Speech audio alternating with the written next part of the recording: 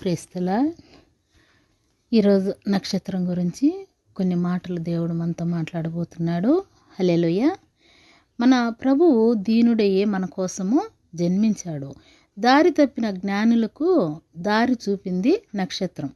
ఏ ఇంటిలో ప్రభు జన్మించాడో ఆ ఇంటి పైన వచ్చి నిలిచిందట.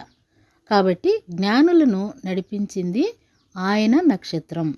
ఆ నక్షత్రము నిలిచి ఉండడం అంటే ఆ ఇంటిలో ప్రభు ఉన్నాడు అని తెలియచేస్తుందన్నమాట. ప్రతి క్రిస్మస్కి అందరము స్టార్ పెట్టుకుంటాం కదా.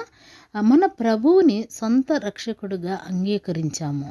మన హృదయాలలో రాజు పుట్టాడు, మన ఇంటిలో కూడా ప్రభు ఉన్నాడు అని మనము తలపోసుకోవాలన్నమాట. హల్లెలూయా.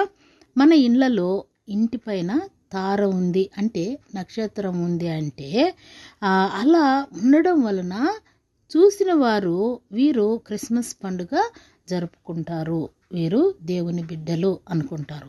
మన జీవితాల్లో కూడా నక్షత్రము వెలగాలి.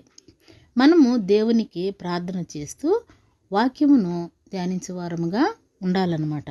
సంఖ్యాకాండం 24:17లో నక్షత్రం యాకోబులో ఉదయించును అని వాక్యం సెలవిస్తుంది.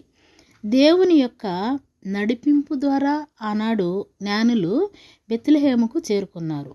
దేవుని ప్రణాళికలో గురి ఉంటుంది. ఆ గురి మనము కూడా కలిగి ఉండాలన్నమాట. అప్పుడు మనము కోరుకునే గమ్యస్థానానికి దేవుడు నడిపిస్తాడు. ఆమేన్. దేవుడు ఈ చిన్న మాటను దీవించునుగాక.